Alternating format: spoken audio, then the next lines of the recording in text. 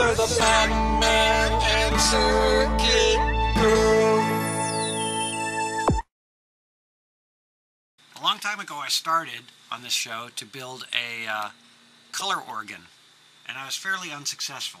And part of the trick of what was interesting to me is that I'm building this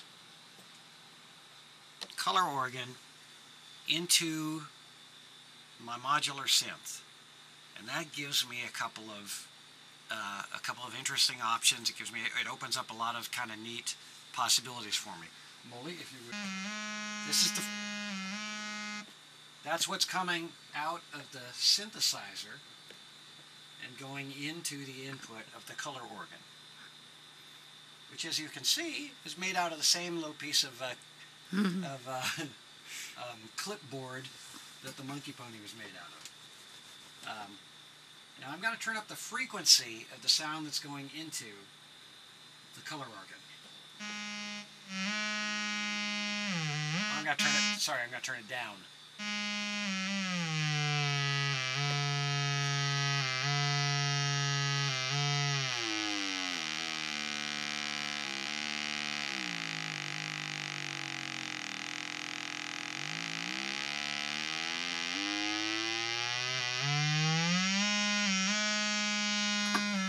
So, remembering what a color organ is for, usually it's to plug your psychedelic music into to get a little light show so that you can relax and watch the lights and trip out a little. So that's a nice function. But on this one, two things that are a little bit cooler about it by mounting it into this unit.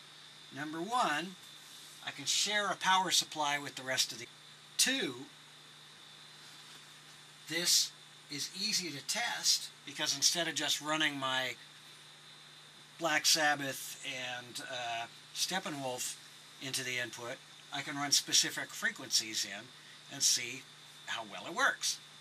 And like if I want to automate the pitch, I can use the features of the modular synthesizer to do it. So we're hearing one pitch here.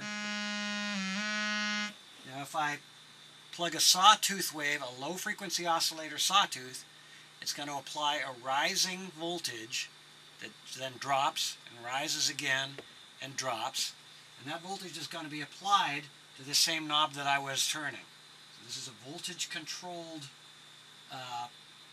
pot, so it's going to use the voltage out of this slow oscillator to change the frequency on this audio oscillator. So it'll be as though I'm turning a knob like this. And now I'm going to do it automatically. Plugging that output into this one.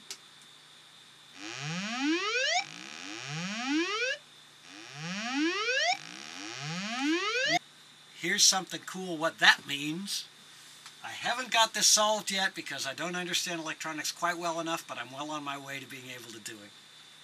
That is that in parallel with these LED indicators, I've got a little jack hooked up to each. And when this is completed, I'll be able to hook up the output of each of these jacks and use it as an input to other places in the modular synth. So in other words, I could use this as a trigger for an audio event that I only want to happen when low frequencies are playing. And I can use this as a trigger for an audio event that I only want when high frequencies are playing. So while I'm playing weet, weet, weet, I could have something else go bong ching ping, bong ching ping, bong ching ping, bong ching ping, because this will be triggering bong, this will be triggering ching, and this will be triggering ping. So it's another tool that I can use in my modular synthesizer. It expands my capabilities to do modular synthesis, but it also expands my capabilities to do hacking. Because now if I want to work on a fancier color organ, or maybe make a vocoder, I can use these circuits all in combination with each other because it's modular. So I can use this as a logic circuit to power some other process. So not only is this a music instrument, it's an experimentation station.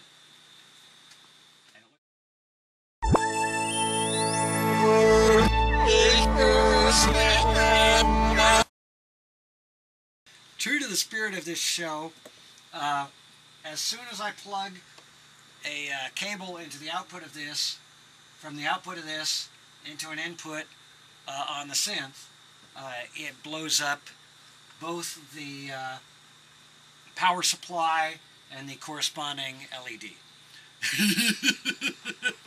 So, what do you gotta do?